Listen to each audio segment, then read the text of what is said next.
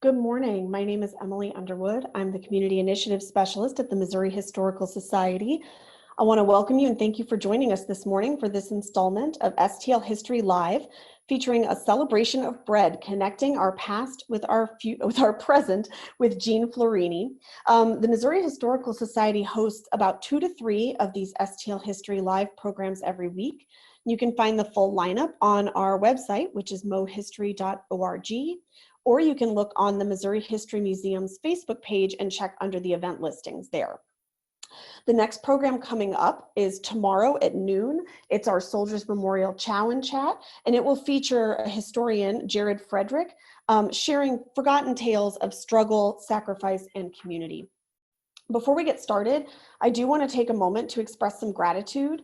I first want to thank all of our members for your continued support now and always.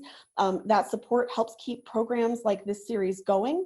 I also want to acknowledge if you are not a member, but you're interested in learning about it, I posted a URL in the chat that you can copy and paste to get a little bit more information about membership program. I also want to acknowledge the tax support from the Zoo Museum Tax District. So thank you very much to anyone in the St. Louis area for your tax contributions as well. Our program today is going to run about 20 to 30 minutes, and then we'll have some time afterwards for Q&A. You can submit questions through the Q&A button that you can find in your toolbar there at the bottom of your screen. We would ask that you hold off till close to the end of the program to ask those questions, and we'll just try to get to as many as we can in the time that we have. And our presenter today has also prepared a handout that we'll email to all of you viewing at the end of the presentation. We are providing closed captioning today. If you'd like to take advantage of that service, you can turn that on in your toolbar as well.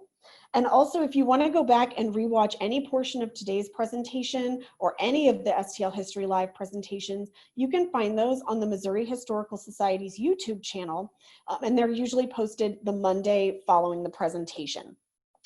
Finally, at the end of the program, we would ask for your help. We'd love to get your feedback. You'll notice at some point during the program, there'll be a tab that pops up, and there's a very brief evaluation survey there. And we would love for you to just take a minute or two to tell us what you thought about today's program. And let's go ahead and get on with that program. As I mentioned to you before, our presenter today is Jean Florini. She's a registered dietitian and a professor of nutrition and dietetics at Forest Park Community College. She's the recipient of several awards for teaching and advisement, so you get to be in her class today as she shares some history around one of her favorite topics, which is bread. And I'm going to turn it over to Jeannie. Welcome. Welcome, everyone. Thank you for joining me on what's going to be a very hot day. So not necessarily a good day for our baking bread, but I'll try to teach you how to do that so you can feel kind. All right, so I'm going to go ahead and share my screen. All right, so happy birthday, Missouri. This is partially why this idea came out, because next year is the bicentennial for Missouri's statehood, and I think we should celebrate. And if you look closely, you will see there's a symbol on top of the dome of the Capitol building. It's Ceres, the Roman goddess of agriculture, and she's holding wheat, which is very important to Missouri. And that brings us to our bread. Not only bread is important for making delicious meals, it's really positive. And I like this quote: "There's not a thing that is more positive than bread." And our history in Missouri and the world revolves around bread. The citizens of ancient Rome were guaranteed bread. It's been called the staff of life, and it's been the focus of workers' rights in the Breads and Roses labor strike led by women, as bread was a metaphor for higher wages. The type of bread we eat is shaped by culture and environment. We can connect our personal history to bread and how it shaped us. As you can see, me at age 4 working the dough, and at age 15 winning the dough. And this was through the 4-H program sponsored by Fleischmann's Yeast. Bread is not a luxury. Whenever the impending winter storms approach, bread flies off the shelves. Today, in our current situation, making bread at home has been revived. So through the sponsorship and guidance for this presentation, the Missouri History Museum has created a bread conduit connecting our past to our present. So let's look how people from different places and times have influenced the production, which types, and how we eat bread. But we have to go back because there are some new discoveries and archaeological digs that reveal that 14,000 years ago, people were baking bread. They thought it was more like 10,000 years ago. So it turns out people were bakers before they actually cultivated and farmed. The crumbs that they found at this epipaleolithic site, the researchers determined it must have been some sort of bread. So St. Louis was founded in 1764 by French fur traders, and it was inhabited by Native Americans. That's why St. Louis was nicknamed the Mound City. And it was an arrival point for many immigrants, and it's still the refugee center of the country. So we began seeing immigrants from Germany in the 1830s, and they wrote back and described Missouri, the Missouri Rhineland, so that connects back to the homeland. And so as political upheavals were happening in Germany and Prussia, many of those citizens were leaving in the 1840s, so specifically 1848 were those political upheavals, and the result changed what Missouri looked like. Germans were very influential, not only with their culture, but also their food. So rye was part of the crops. Not as much rye here in Missouri as in Wisconsin, but it was definitely there. In fact, it peaked in 1955, according to Missouri Extension Resources. And today it's still used as a cover crop. It's not used for food. And then, of course, our pretzels. We can thank the Germans for that. They come from Bavaria. Although we have pretzels here in Missouri, Pennsylvania makes a lot more. So some specific families that are really interesting, and I have to credit our Missouri Historical Society collections because they have some fascinating images that you can browse and find so much. So I encourage you to do that. But Freund Bakery opened in 1856, and they were from Bohemia. Moritz Freund was born in 1810, and his wife, Jetta or Henrietta, was born in 1821. They came over here in 1848. And so Moritz was trained as a baker back home, but here he started out being a dry goods peddler. And then as the Freunds were making their daily bread, it turned into a business. And so they sold what was called old time rye bread, TYME. It's a Bohemian style rye in St. Louis grocery stores, and then later countrywide. And this is a fun fact that in the beginning, the wood provided for their oven, it was supplied by a struggling farmer named Ulysses S. Grant. And so during the Civil War, General Grant commissioned them to sell their bread to the Army at Jefferson Barracks. And they did that until the post closed after World War II. Freund's rye bread was featured in every pavilion during the 1904 World's Fair. And they were family owned until they were sold in 1972. So that's a pretty long run. We also have our Italian immigrants who influenced our bread. There were two waves of Italian immigrants from the north and from the south. My friend Dan Fazio told me that his great-grandfather and his great-granduncle both came from Sicily and started bakeries in 1902. And the brothers, his great-uncle's bakery is still here today, run by the family, the Fazios. There's a number of bakeries with long histories, and the different kinds of Italian bread, well, we can rejoice in, of course. In the north, it's more the crisp crust with the soft interior. Tuscan bread doesn't have any salt. Our Sicilian bread has sesame seeds. And of course, the little Rosetta roll that I have there, that's from Rome. It's really kind of hollow inside. It's so good. And then all the lovely variations we get from the Italians. So pizza, focaccia, ciabatta, which is a slipper that's what it looks like. Frizzelli, which is the dry bread that you then eat stuff on top of. One difference with some of the Italians or the breads is instead of butter, they would use olive oil for the fat. And so, what are the ingredients for bread? Well, first and foremost, it's called yeast bread for a reason. And so, we have some yeast history here in St. Louis and Missouri that's kind of interesting. Again, we have some really cool images from our Missouri Historical Society collection. And this yeast powder from Taylor's was sold from 1870 to 1920.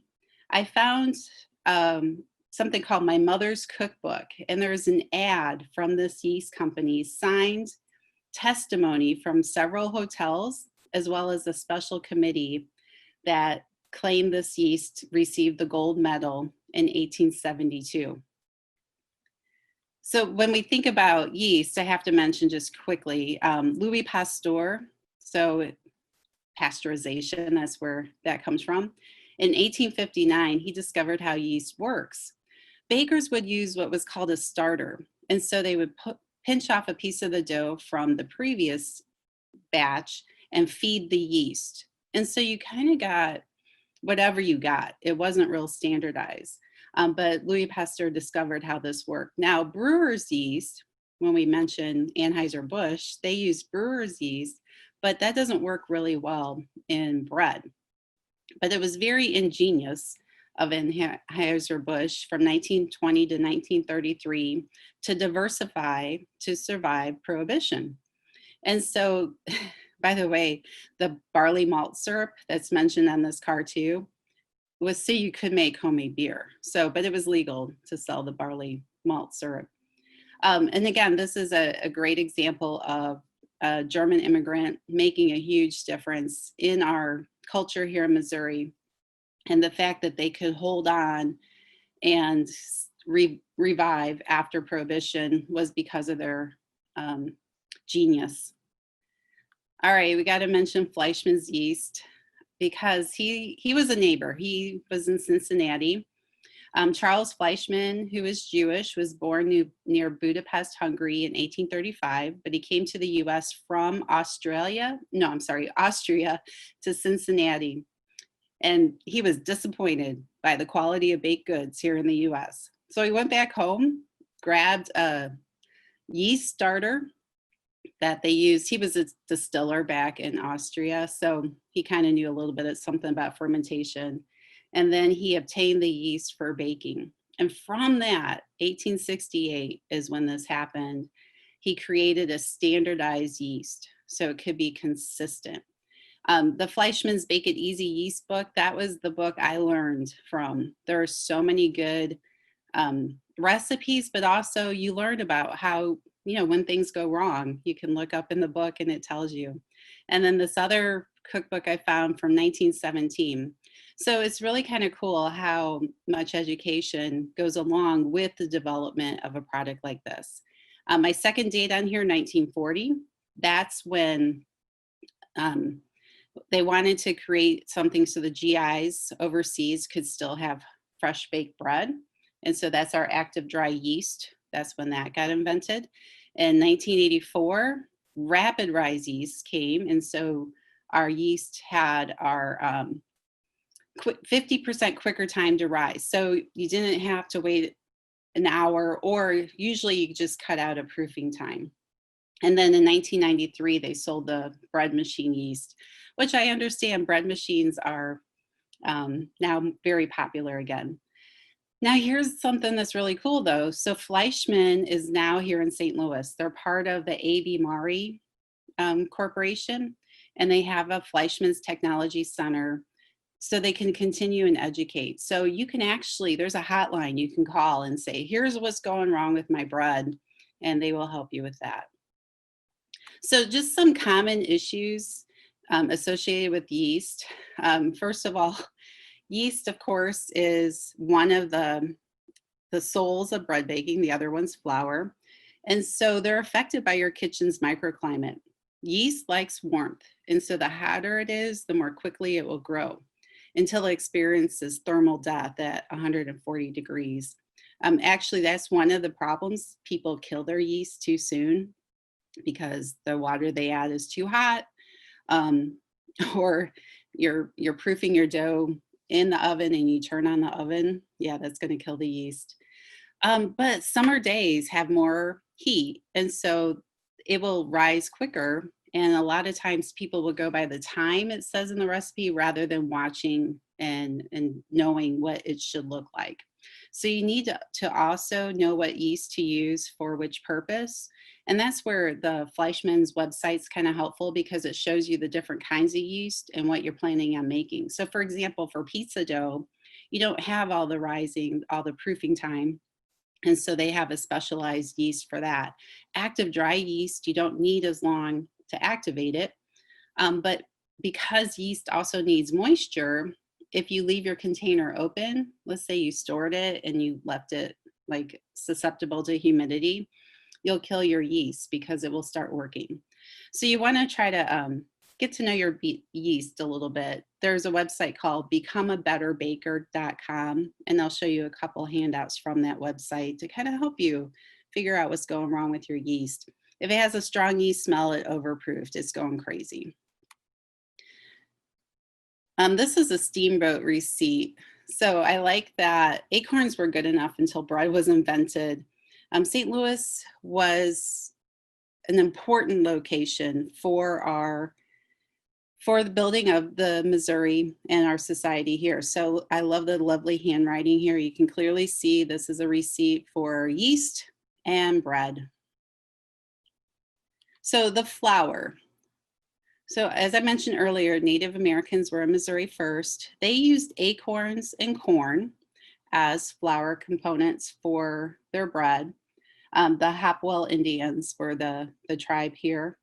And I researched and discovered how you could use acorns. And there's actually recipes online. I have not tried it to make acorn bread. And it's a flat bread because it doesn't have any gluten. But you could use raw acorns. They contain tannins, which can be toxic to humans and cause this bitter taste. But you can leach those tannins from the acorns so you can consume them. And I always wonder how they figured that out. Probably not good things. My picture here, my image is from Ostia Antica. This is near Rome, Italy, and it was an ancient Roman town. And this illustrates what a grinder would have looked like. Because flour needs to be ground in order to be used, the grain. And then we have milling, which, okay, so grinding grinds the whole thing. So you have the bran, the germ, and the starch. Milling separates the bran and the germ from the starch.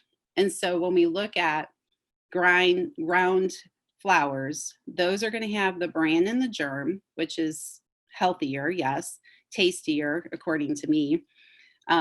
They'll make heavier breads and they spoil faster because the germ has fat.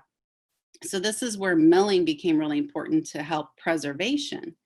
But you're taking away some of the good nutrients. And so in 1941, the government asked millers to add in niacin, thiamine, riboflavin, iron.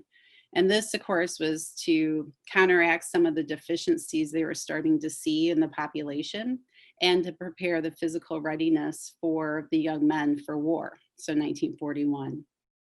So from the South in Missouri, we get the cornbread with the wheat flour added. And so that gets incorporated into our culture. And then wheat became the main deal. In fact, no other crop in the world is planted more acres than wheat. This is according to our Missouri Extension Services. And they also say it's a critical component to Missouri's agriculture economy. So soft wheat is what's grown in Missouri. In 1920, it was a major crop, and now it's not so much a major crop. Hard wheat is grown in Kansas and North Dakota. North Dakota also has the durum wheat, which you see those little red dots. Durum wheat is what Italian bread and pasta is made from. And so it's really stiff. There's more of a focus of use of local foods in the last 15 years. So they are attempting in Missouri to grow some hard wheat so they can use it for bread. So the problem of Missouri soft wheat and bread. Soft wheat has less protein. Soft wheat doesn't work as well to make bread. And I found this 1926 Research and Agriculture report from the Agricultural Experiment Station of Missouri, 1926, on how to ferment soft wheat flour and make acceptable home-baked bread. So the idea was they wanted to quit exporting so much of the soft wheat flour to other places and use it here. By the way, soft wheat is perfect for pancakes. Aunt Jemima pancake mix, which was self-rising pancake flour, was created in St. Joseph, Missouri, and it was first packaged in 1889. So it's not like it's going to waste, but we want to be able to use our soft wheat for bread too. All right, so part of the culture in the 1800s was connecting life skills to formal education. So we have our Land Grant School Act happened in 1862. And some examples of land grant schools are on here. My connection, University of Illinois, South Dakota State, my family's from South Dakota, and then of course, University of Missouri. We also get the whole idea that the researchers discovered that adults in the farming community didn't really connect with the new things happening on these campuses. And so they found that young people were open to new thinking and they would experiment with these new ideas and share that with the adults. So that's how rural youth programs introduced new agricultural technologies to communities.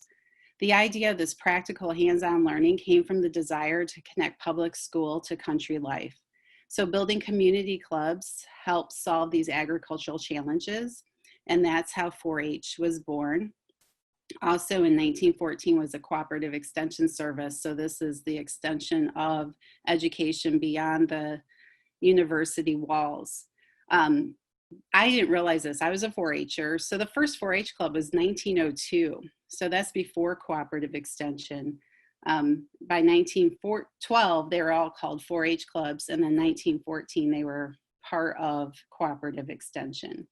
So just to kind of tie it together, cooperative extension, it has this partnership with the National Institute of Food and Agriculture. That's part of the USDA. And they have 100 land grant universities and 3,000 county offices across the nation. So this, again, is another resource for people to go to figure out what's wrong with my bread. All right, so we can't leave out Kansas City because Kansas City became the third largest milling center. They were getting the hard wheat from Kansas. So, and I like this image here because people, especially during the Depression, so 1903 to 1919 is when Kansas City was a really big milling center. They would use the flour sacks for all kinds of other things. And I found patterns for dresses and stuffed animals using these flour sacks so they could just get the most out of it. In 1890, so this is a image from 1870, Minneapolis actually surpassed St. Louis as the nation's leading flour milling center. So St. Louis was #1. And this, again, is a great image from the collections. This is another a milling plant. I like on the side, it says cash paid for wheat. I found an annual statement of the trade and commerce of St. Louis, and it encompassed 3 years, 1889 to 1891. So that was like after Minneapolis took over being #1. They showed there were 14 flour mills in St. Louis proper and 16 mills outside of St. Louis, but they were owned by citizens of St. Louis. So they were still big players. So what's the deal with the flour? The deal is the gluten, and gluten means strength. So the key difference between soft wheat and hard wheat is the amount of protein it has. And so gluten is what makes you able to butter your bread, as opposed to scones, cookies, cakes, and muffins. You want lower gluten so you don't have to chew. So common issues with flour. Well, humidity. So we're getting into the summer season where flour is a sponge. It's going to absorb that water. and it's going to make it really sticky and no fun to work with unless you know what you're doing. And so this is why my mother got me up every Saturday morning to bake bread, rise and shine. So I can look at the dough, knowing what we're making, and realize I don't add as much water because it's humid out, so the water from the air is going to get in there. In the winter, you need more liquid. And so you have to figure out what's your optimal dough. The type of flour. So all-purpose flour is a combination of soft and hard wheat. Bread flour is hard wheat. And then there's cake flour, which is very low in protein. You don't want it very tough. So you want to make sure that you're using the right type of flour for what you're trying to do. But all-purpose is a pretty good stand-in. And then how much flour? So it's actually more accurate to weigh your flour, weigh your ingredients, period. I've been taking a couple Italian baking classes, and I noticed they weigh all their ingredients. So this is at-home baking, but they use all the flour first, and then they adjust the liquid. So they do it opposite of what most Americans typically do. Usually the problem with flour is you get this coarse grain, or it's very crumbly, or it's very dense. And so it usually has to do with your rising period, or too much flour is used. People use too much flour because they think the dough shouldn't be sticky at all. You have to learn how to handle it, not with your fingers, but with your palms, so it doesn't stick. You also have issues with baking with flour. If your oven temperature is too low, it doesn't get that time, because gluten's a protein and it gets denatured by heat. And so it needs that quick denaturing. All right, and that brings us to the baking. This image again is from Ostia Antica, and bread dough was typically brought to the baker and placed on the floor of the oven. And then of course we have bakeries everywhere, so a lot of people didn't do home baking. So this is the Eiper Bakery in South Grand Boulevard in 1937. Hey, the reason I had to put this picture in is if you look over and you see this ad next to the cake, and the Devil Fudge Cake says, food experts say cake is good for children. Our new cakes are wholesome. They contain more milk, eggs, and sugar. So I thought that was fun. All right, so we didn't have tins or containers to bake bread in until about the 1800s. The English and the Dutch, and so my heritage is Dutch, and we always use tins, of course. They started using it. The first real notice in cookbooks was in 1807. And the reason tins were recommended is because it made the crust really nice. A rustic bread, you have to manipulate it more, and you have to make sure that the bottoms are underdone or pulled under, and then you have to slash the top so that carbon dioxide escapes and makes that volume go up. And so the tin actually helps you do a better job having a loaf. How do you know when it's ready to bake? I hope you can see my little thumb indent there. If it stays indented, it's ready. The proofing is done. So our common problems with baking is knowing when it's done. A lot of people just set the timer and walk away. That is not gonna work.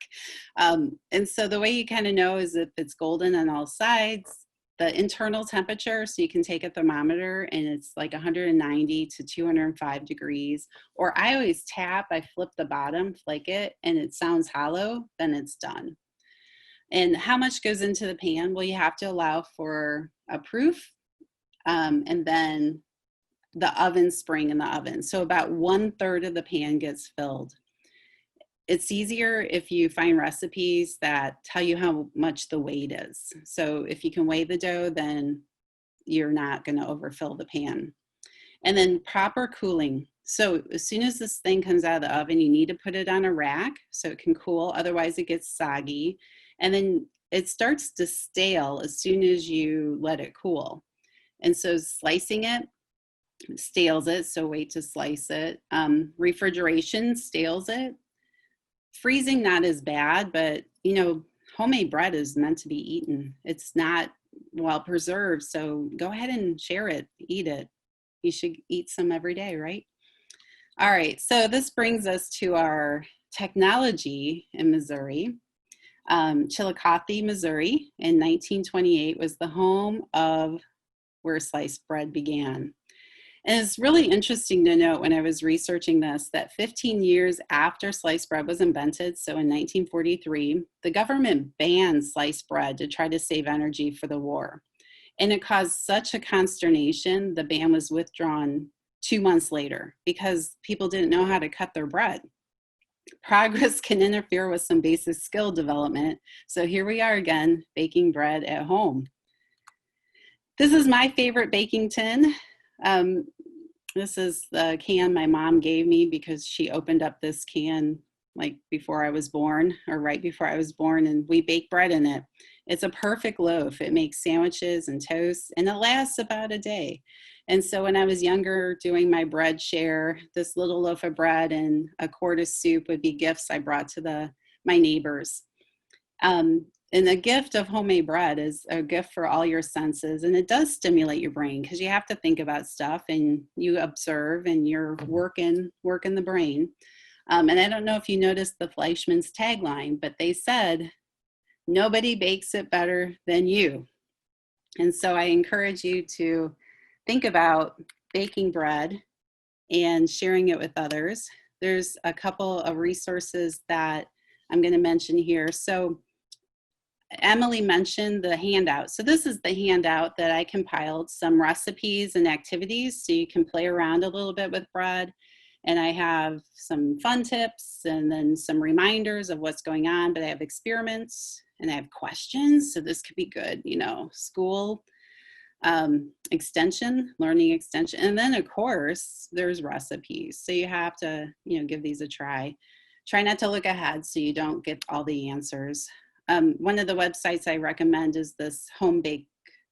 I can't remember the title of it now, but it's from Fleischmann's. And so it talks a little bit about like the types of yeast, what's your recipe for, the proofing, the kneading. And so it's a really good way just to kind of learn, what's going on with your bread. Okay, so these you can find on the website. I'll have to go back through my notes, but I think it's Bake Bread at Home, something like that. I just Googled Fleischmann recipes. So that's what I have for today. Thank you so much, Jean. I am going to, we can start taking some questions. I actually went ahead and looked up the first answer for us because that was in our archives. Somebody wondered about the location of the Freund's Bakery, and it was located from 913 to 920 Soulard Street. Yeah, I'm sorry. So, I had that in my notes. I just didn't say it. Sorry, no, you're fine. I thought I'd look that up. It's fun to go back to these places and kind of imagine, the flour mills and the bakeries, like what was going on there. So much stuff. So we do have a question about where you can buy different kinds of yeast. This person's saying they're only familiar with Fleischmann's and where they might find others. Yeah, well, Fleischmann's, it makes sense because they're local. But I typically, I can find different brands online, but there's some local shops here in St. Louis, if you're in St. Louis. Like my last batch of yeast I bought was from a place called Tale to Table, Tale to Table. That was a really fun place. It was off of Manchester in the, more south. It's kind of close to Forest Park Community College. I'm not really good about my directions. I just go there. But if you look it up online, but what was really fun about that place is they have this whole area of cookbooks too. So you can like sit and read cookbooks. And one of the first ones I saw was that Fleischmann yeast book, Bake It Easy book. And so they do, they're going to have, teaching classes and stuff like that too. But I bought yeast from them. It was a local yeast provider. So not a Fleischmann's or a Red Star or anything like that. So you can look at those places. I know farmers markets sometimes have some yeast as well. So if you want to do sourdough starter, you can do your own. It's not as consistent though, so it's fun. We have a question too about if bread has fallen out of favor because so many people are choosing to go gluten-free now, or if people are still making and eating bread as often as they ever were. Yeah, no, so, okay, yeah. As a dietitian, some of this some of these are fads, right? And some of it's real. And so really people are going gluten-free. They probably don't need to be, but they could be tested because gluten is a protein. And so protein is what causes allergies. So there aren't as many people who have the problem with gluten as they think they do. What's probably happening is they're having too much refined grain. And so that's where the refinement of the grains kind of has hurt us in terms of the technology. It's better to get ground grains so you get more of the nutrition, and it's more fiber, but it makes a denser bread. So people have to learn how to make that kind of mix. In fact, I have a recipe from my 4-H book when I was 8 on my handout, and it talks about, listen, you have to put all the white flour in, and then you add the whole grain flour to make it right. You can't do it the other way around. So whole grain bread doesn't have as much gluten in it, and so it doesn't rise as much. So it's a denser type of bread. So I didn't really research like people's acceptance of breads as much. I do know that people are, when they talk to me, they try to limit it, but they love it. And so I'm the dietitian that says, if you love something, please eat it. But there's other things that you could spread it out with. So I like eating my bread with like tomatoes and basil and olive oil on it. So at least I'm getting some vegetables in as I enjoy my bread. So I hope that answers your question. That's great. And I'm actually going to answer this last one because it's asking how we can see the slides and recipes and save them. So the presentation will be posted on YouTube on Monday. So you can see the whole presentation there. I don't know, Jeannie, if you're wanting to share out the slides with anyone.